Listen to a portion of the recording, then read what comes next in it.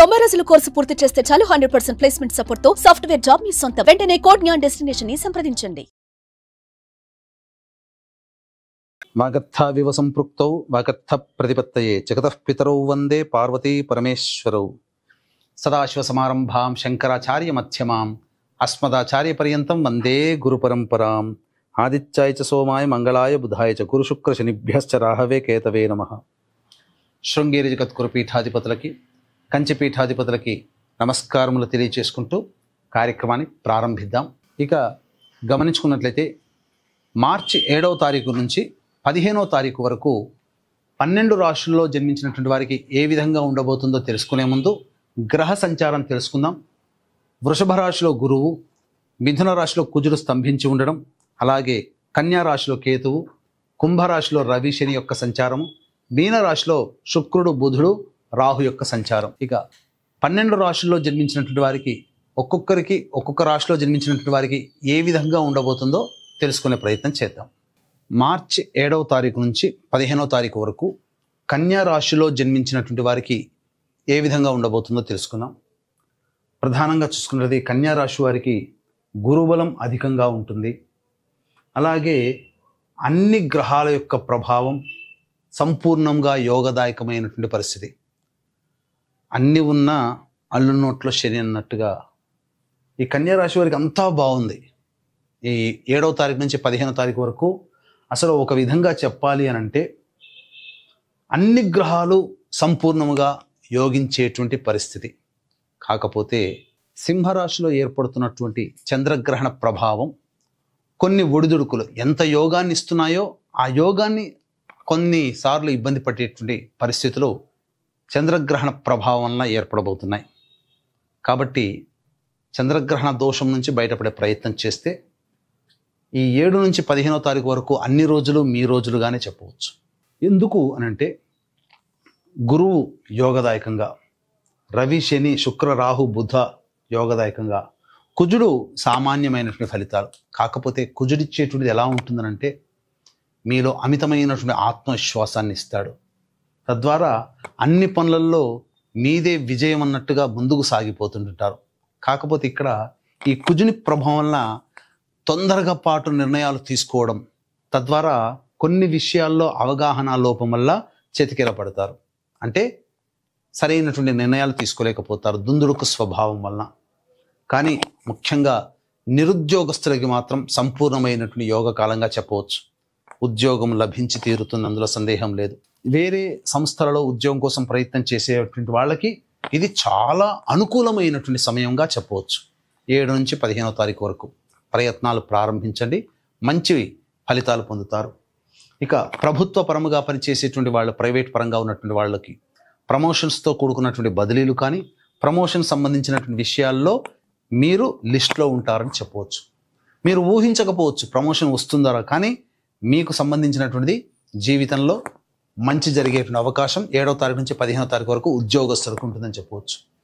ఇక వివాహ సంబంధమైనటువంటి విషయాలు ప్రస్తావనకు వస్తే చక్కగా ప్రయత్నాలు ప్రారంభించండి, వివాహ సంబంధాలు కుదురుతాయి, అన్ని రకాలుగా యోగదాయకంగా ఉంటుందని చెప్పవచ్చు. సంతానాన్ని కోసం ఎదురు చూసేటువంటి వ్యక్తులు మాత్రం కాస్త వేచి చూడక తప్పదు, ఈ విషయంలో మాత్రమే చెప్పవచ్చు. ఇక విదేశీ యానము, విదేశీ విద్యకు సంబంధించి చేయు ప్రయత్నాలన్నీ కూడా కొలిక్కి వస్తాయి. కోరుకున్నటువంటి యూనివర్సిటీలో మీకు ప్రవేశం లభిస్తుంది. ఏ రంగంలో ఉన్నటువంటి వాళ్ళకి బాగుంటుంది అని అంటే అన్ని రంగాలలో ఉన్నటువంటి వాళ్ళకి ఈ వృత్తి ఆ వృత్తి, ఈ వ్యాపారం ఆ వ్యాపారము, ఈ కులము ఆ కుల వృత్తి అని కాదు. వృత్తి ఉద్యోగ వ్యాపార రంగాల్లో అందరికీ కూడా కన్యా రాశి వారికి చాలా యోగదాయకంగా ఉంటుంది. మరి గురువుగారు అన్ని రంగాల్లో బాగుంటుందని అంటున్నారు, అసలు ఇబ్బందే ఉండదా, ఇంకా తిరుగంటూ ఉండదా అని చెప్పి ఆలోచించే వాళ్ళు కూడా చాలామంది ఉన్నారు. ఇవి గ్రహాల యొక్క స్థితిగతులను బట్టి మనం చెప్పేటువంటిది.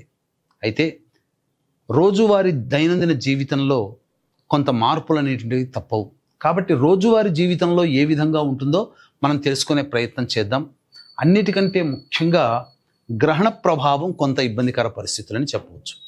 కాబట్టి ముఖ్యంగా రోజువారీ దినచర్యలో భాగంగా చూసుకున్నట్లయితే 7వ తారీఖు, ముఖ్యంగా 7వ తారీఖు రోజున సంతాన మూలకముగా సమస్యలు, ఖర్చులు పెరుగుతాయి, సంతానంతో విభేదాలు ఏర్పడతాయి. అలాగే ఎన్నాళ్ళ నుంచో ఎదురు చూస్తున్నటువంటి ఆస్తి వివాదాలకు సంబంధించినటువంటి ప్రయత్నాలు ఒక కొలిక్కి వస్తాయని చెప్పవచ్చు.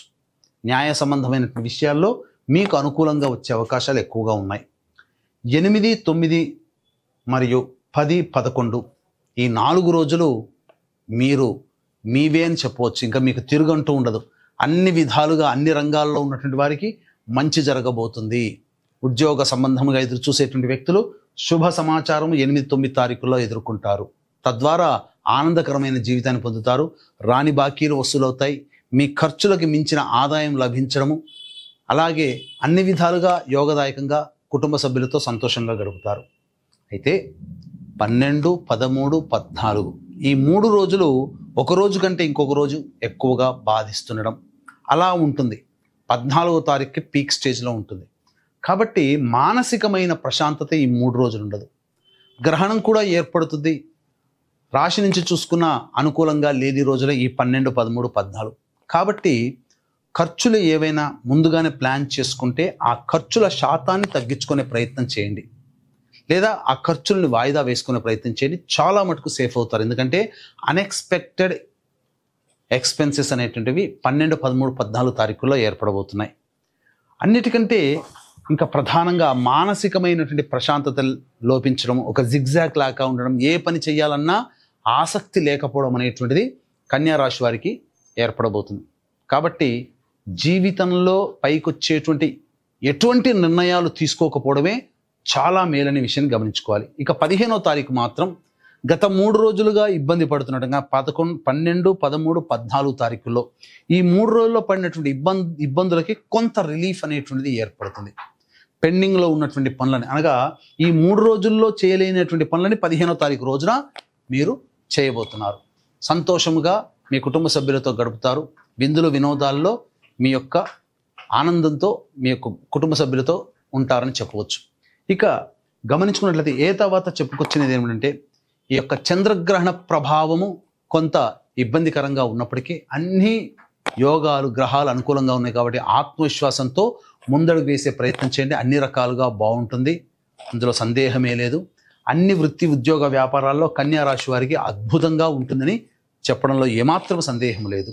అయితే ఇంతకుముందు చెప్పుకున్నట్టుగా ఈ చంద్రగ్రహణం అనేటువంటిది ప్రధానంగా సింహరాశిలో ఏర్పడుతుంది.